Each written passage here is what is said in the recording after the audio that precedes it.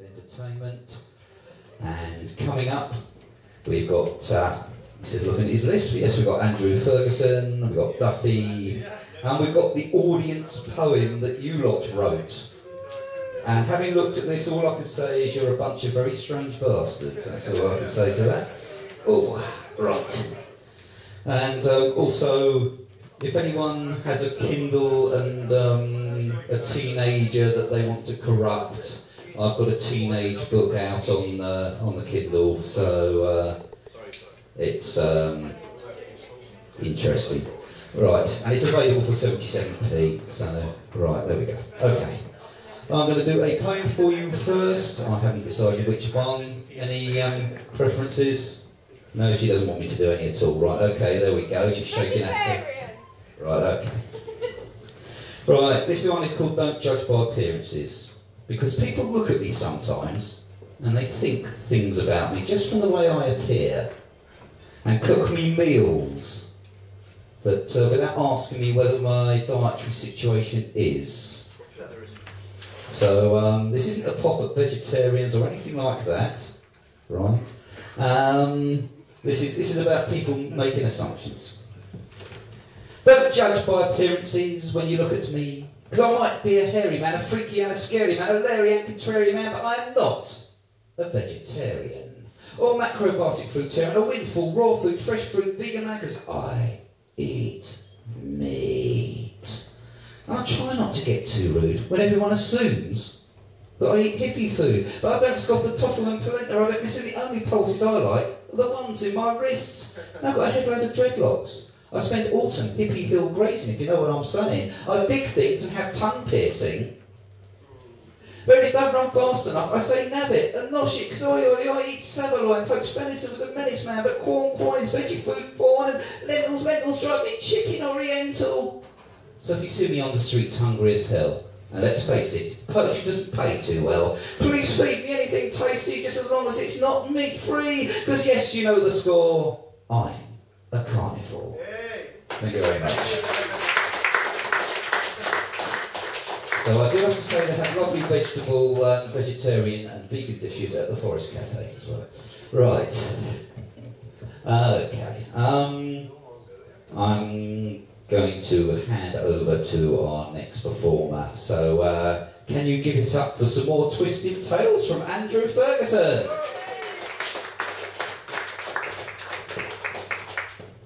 Thank you very much, and thank you whoever bought my book. You're very brave. I lied about my children starving. I mean, there's only one, but she eats me out of house and home. So yes, I am Andrew Ferguson, and I'm from Fife. So Fife kind of, someone has to be, and so Fife kind of leads into a lot of things I write, and so. Yeah, so that's what I do. Are there any Isabel Allende fans in the audience tonight? Yeah. Ooh. You're just saying that. Are there any Cow and Beast fans in the audience? Okay, Isabel Allende, for any of you who haven't read her wonderful magical realist South American novels, is a wonderful South American magical realist novelist who writes these incredibly complex, slightly surreal, magical real novels about stuff and growing up in countries. So this is my homage to Isabel Allende. It's called Isabel Allende Goes to the Cow and Beast Game. You must go to the Cow and Beast Game, the ambassador said. He had his feet up on the desk and I noticed he was wearing Cuban heels. He was also chain-smoking Cuban cigars with no sense of irony, despite the politics of his brother's regime back home. It is an opportunity for our proud nation's footballers to experience the talents of another country, he said. This time I saw a glint of something else in his eye. He might be the Generalissimo's brother, but this posting to a consulate in Edinburgh was surely a disgrace. The desk was littered with magazines of women, and in one corner of it, caressed by the ambassador's Cuban heels, a bottle of tequila teetered on the brink. Where is this Cow and Beast? I asked meekly. Whatever I was to him now, the ambassador could remember me when I wore nothing but a cotton shift and came from the barrio. The ambassador waved his hand at the window that looked out onto the teeming, choked city beyond, somewhere to the north. You're a writer, Eva. Do some research. He often mixed me up with characters from my own novels. The ambassador's assistant was a thin, red-bearded man with eyes of an intense blue that seemed to look through my clothes to the very marrow of my soul and out the other side. Sometimes he didn't speak to me for days. Our relationship was very complex. I am to take you to the Cowdenbeath game, he said. And so it was that we found ourselves struggling through the capital city's tramworks to the railway station that bore the name of a novel. 3 years before, the then First Minister, a hated dictator, had fallen, and a new leader rose who promised to be the father of the nation. The ambassador's assistant seemed to know little of the politics of his country and cared less, and what delayed us most in the street was the fiesta that engulfed the city in the month of August. I boarded the train with an armful of flyers for theatrical events. None of those, the ambassador's assistant said coldly, will be playing in Cowdenbeath. The train crossed the broad river, and then at last I saw how the peasantry of that country lived. Simple brick houses huddled close together. The ambassador's assistant leaned forward, his blue eyes unfathomable. They say you are close to one of the guerrilla leaders in your country, he said. What kind of man is he? I remembered again the stories they told in my own city of the Generalissimo's brother, the ambassador, the rumours that he was too close to the army of insurrection. Then I thought of Ramon in the depths of the jungle fighting a war he could never win. He is a man, much like yourself, I said, although his beard is a different colour. The ambassador's assistant said nothing else for the rest of the journey. When we reached Cowdenbeath, it started to rain. The game itself was a disappointing affair. Our players moved with a kind of frozen poetry, unused to the hailstones that had now started to fall. You're not here to imitate the goalposts, a man to my left shouted. At least, I think that is what he said, although some of the words were in a language I did not understand. Some others I knew all too well, for the ambassador used them often. At half-time, the ambassador's assistant disappeared for some minutes and came back with something in a paper napkin, something covered in a greyish pastry and with the scent of the dead. It is a pie, the ambassador said. It is considered a delicacy. I thought of Consuela as I tried to eat. Consuela, who had raised me along with her lunatic brother in a menagerie of three-legged animals in a deserted mansion half reclaimed by the jungle. Consuela used to make pies from rabbits she'd raised and then strangled herself, steaming mounds of meat and pastry she used to feed to the women of the village who visited her once a week to gamble on races she organised of the three-legged animals. I hope you've got all that. There's a short test. This pie was different. The second half was no better. 3 of our players were carried off the field on stretchers and the hailstones intensified. The local team's nickname is the Blue Brazil, the ambassador's assistant told me. There are many theories. I was still thinking of this when the game ended. The crowd filed out well, it is Cowdenbeath. Obesity problem. The crowd filed out silently, lost in their own thoughts. Out on the pitch, 2 Cowdenbeath players came to blows as the hailstones softened to rain. I was told later that one of the players had slept with the other's wife on more than one occasion. We waited until the stadium was empty and the floodlights were off, and then we made love in the centre circle. It has always been, the ambassador's assistant said, a personal dream of mine. I realised only then that the ambassador's assistant was a native of this country, and that, as a child, he had lain awake in Cowdenbeath dreaming, just as I had lain awake listening to the three-legged animals howling and fighting over the remains of Consuela's pies. and I thought of the Generalissimo's brother with his moustaches flaring and his Cuban cigars, and Ramon, the revolutionary leader, in his hammock in a secret jungle hideaway, and the Generalissimo himself, in his starched white uniform, and his beard that so frightened his people they never joined the revolutionaries. I had made love to them all, but none of them compared to the strange red-bearded man with the intense blue eyes. My mind whirled with memories as I lay in the centre circle and the rain fell, and I knew at last that a country whose dreams revolved around football would never rise in revolt, no matter how hated their dictatorship might be, and how bad their footballers were. At last, we had exhausted each other and lay sated in the rain. We have missed the last train, the ambassador's assistant said, staring deep into my eyes. Thank you.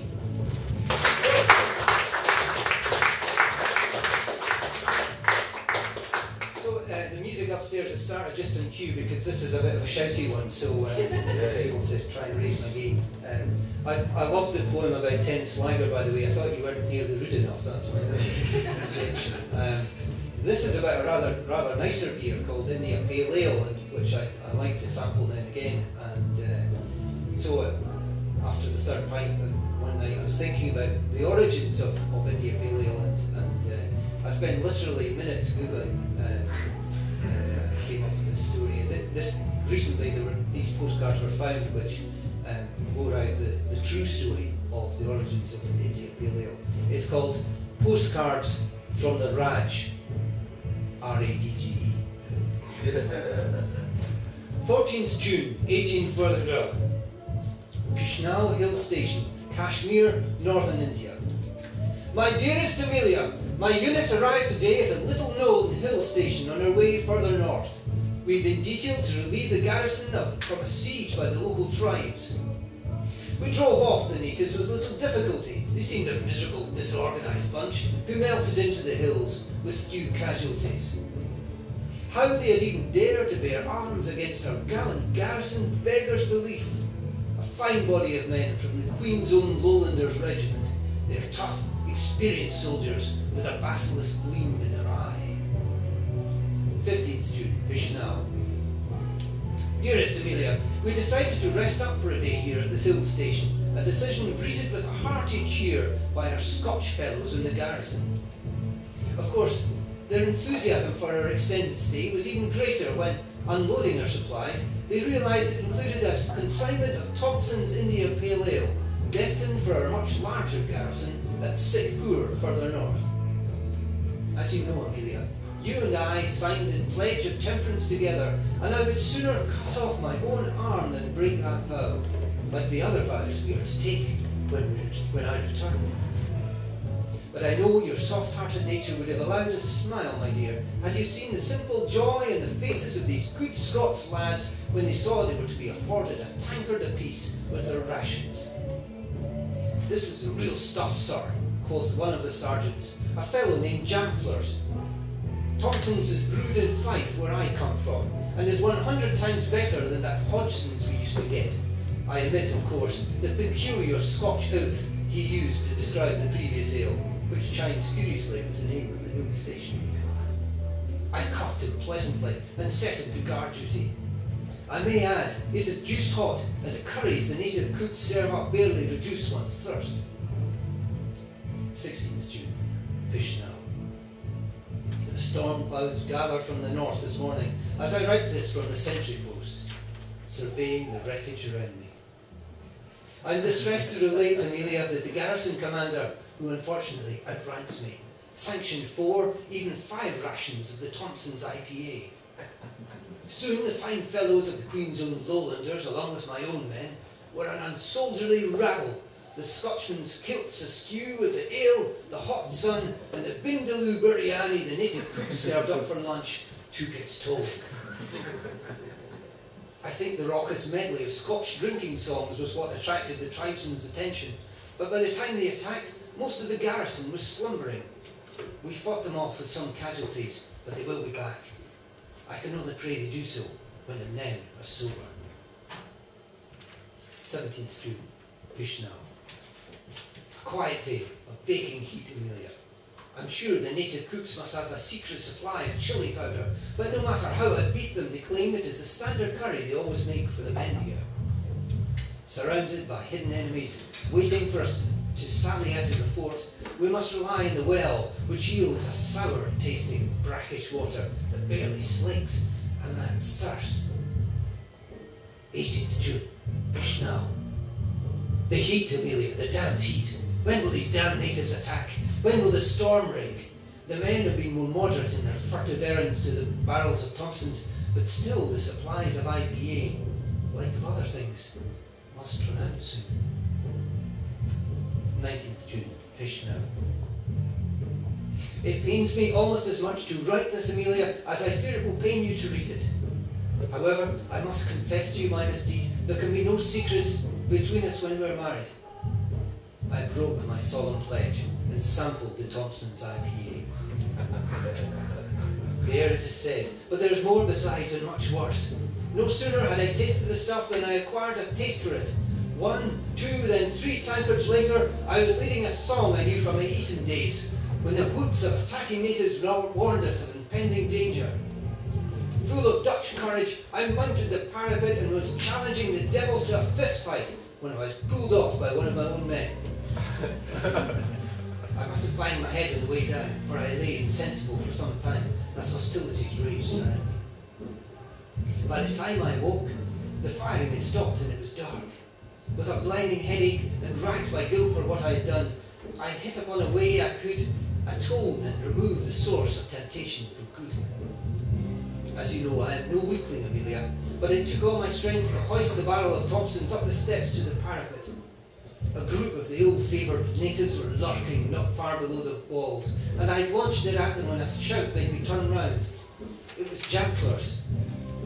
"What are you doing?" he said, incomprehensibly, as the barrel bounded downhill towards the tribesmen. Jamflers levelled his rifle at me. "Do that to one mere barrel and you're dead, officer or no," he said, but I was watching the barrel's progress. It hit one of the tribesmen, a great fat fellow who slowed its progress almost completely. "There," I said to Jamflers, "that's a proper use for the foul stuff." I'm glad to say I didn't understand about 1/2 of the oaths the Scotchman next pronounced. 20th June, Vishnu. Jamflers told me the stuff is brewed in Fife, but I can only surmise that Fife is an earthly outpost of hell itself.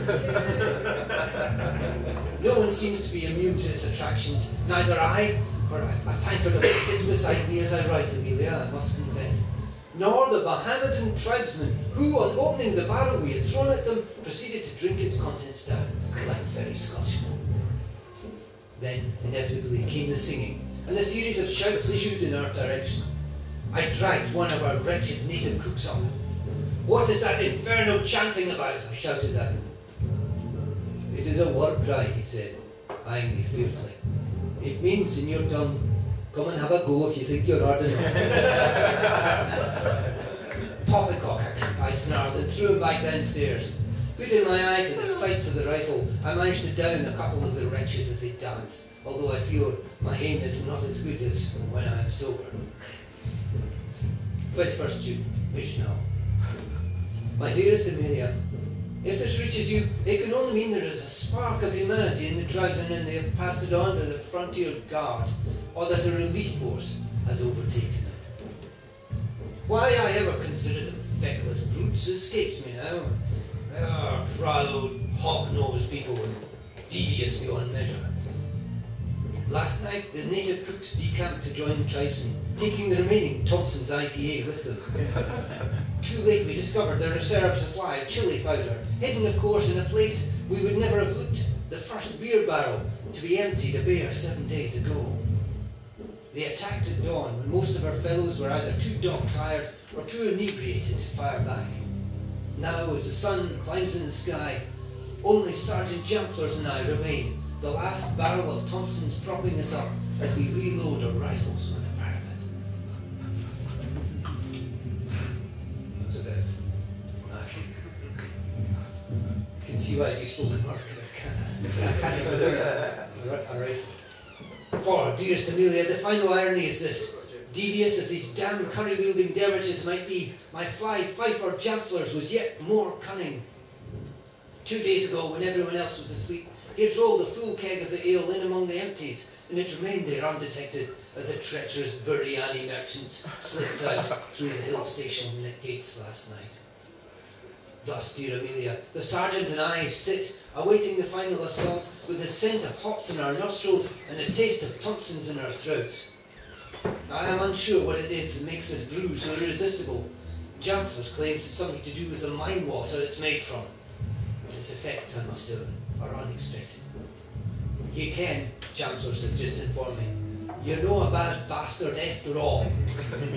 I confess my feelings for him are similar. It may of course be the India Pale Ale talking, but to be frank, Amelia, it's not as bad as these temperance types paint it. It's always banging on about the evils of drink. But what about the goods, eh? What about the goods?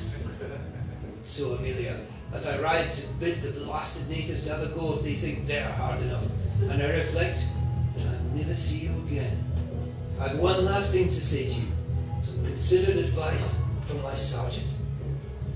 Get it up you while you're young. There